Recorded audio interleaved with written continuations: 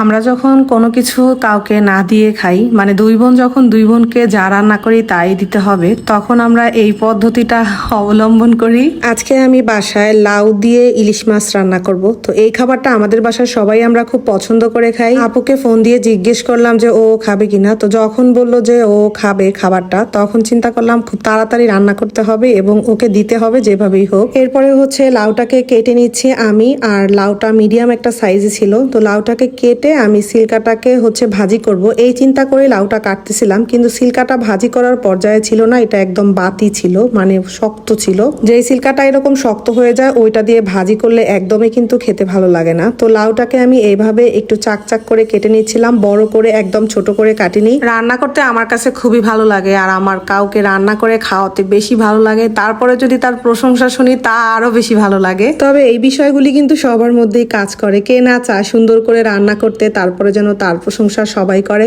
এই তো এদিকে কথা বলতে বলতে আমার কিন্তু পুরো লাউটাই কাটা হয়ে গিয়েছে। তারপরে আমি রান্না করতে চলে আসছি। এখানে আমি প্রথমে মশলাটাকে কষিয়ে নিচ্ছি। পেঁয়াজ আর হচ্ছে হলুদের গুঁড়া, মরিচের গুঁড়া, লবণ এগুলি দিয়ে আমি তেলের মধ্যে মশলাটাকে একদম তেল বের হওয়া পর্যন্ত কষিয়ে নিয়ে তারপরে লাউটাকে ধুয়ে এখন দিয়ে দিচ্ছি। আমি কিন্তু সবসময় বলে থাকি আমি কোনো রেসিপি শেয়ার করি না, তবে হ্যাঁ আমি যা করি তাই আপনাদের সাথে শেয়ার করার চেষ্টা করি। আপনারা অনেকেই বলেন আমি নাকি রেসিপি শেয়ার করি, এরকম কিছুই না। যদি ভালো লাগে আপনারা এটা ট্রাই করে দেখতে পারেন, এই আর কি। আমি যে প্রফেশনাল রান্না বান্না একদমই পাকা সেরকমও না, আমি আসলে যেটা আমার কাছে যখন যেভাবে ভালো লাগে আমি সেভাবেই রান্না করার চেষ্টা করি। আচ্ছা যাই হোক, এখানে কিন্তু আমি কথা বলতে বলতে আমার লাউটাকে কিন্তু আমি ভালো করে কষিয়ে নিচ্ছি। কিছুটা সময় কিন্তু ঢাকনা দিয়ে ঢেকে ঢেকে আমি কষিয়ে নিচ্ছি, এটা একদম সাথে সাথে পানি দিয়ে দিইনি। ঢাকনা দিয়ে ঢেকে ঢেকে এরকম কষায় নেওয়ার পরে হচ্ছে পানিটা একটু বের হয়ে আসছে। এখানে কিন্তু কোনো রকম পানি ছাড়াই লাউয়ের থেকেই পানি বের হয়ে আসছে। তারপরে ওই পানিটার মধ্যেই আমি লাউটাকে বারবার ঢেকে ঢেকে কিছুক্ষণ পরে পরে উল্টিয়ে পাল্টিয়ে মানে নেড়ে চেড়ে দেই। তখন আমার একদম কষানো হয়ে গিয়েছে, তখন এর মধ্যে আমি ঝোলের পরিমাণ অনুযায়ী পানি দিয়ে দিচ্ছি, যেহেতু এটা একটু ঝোল ঝোল খাবো। আর আমাদের বাসায় সবসময় আমরা ভুনা তরকারি একদমই পছন্দ করি না, তবে হ্যাঁ মাঝে মাঝেই খাওয়া হয়। ইলিশ মাছটাকে আমি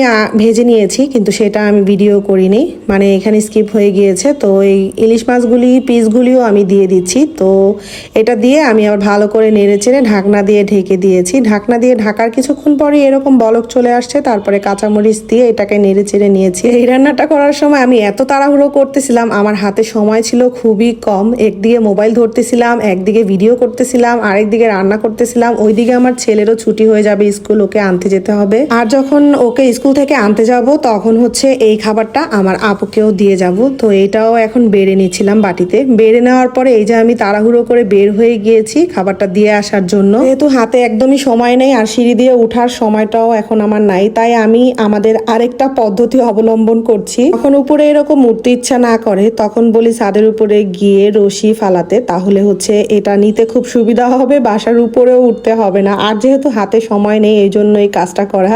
তো এই যে উপর দিক থেকে এইরকম রশি দিয়ে ব্যাগ নিচে ফালানো হয়েছে। আমি জানি না আপনারাও কি এরকম পদ্ধতি অবলম্বন করেন কিনা, তবে আমরা কিন্তু এই কাজটা প্রায় করে থাকি। তারপরে এই যে রশির সাথে গিট্টু দিয়ে দিয়েছি, এভাবেই এখন খাবারের বক্সটা চলে যাবে ওদের হাতে। আর আমরা কিন্তু প্রায় এই কাজটা করে থাকি। যদি কেউ এইভাবে করে থাকেন তাহলে অবশ্যই একটা কমেন্ট করে কিন্তু জানাবেন। ওই যে উপর দিক থেকে দেখা যাচ্ছে। আর আমি এখন চলে যাব। এই ছিল আমার আজকের ভিডিওটা। যদি ভালো লেগে থাকে তাহলে একটা শেয়ার করে দিবেন, আর দেখা হচ্ছে আমার পরবর্তী ভিডিওতে। সবাই ভালো থাকবেন, আল্লাহ হাফেজ।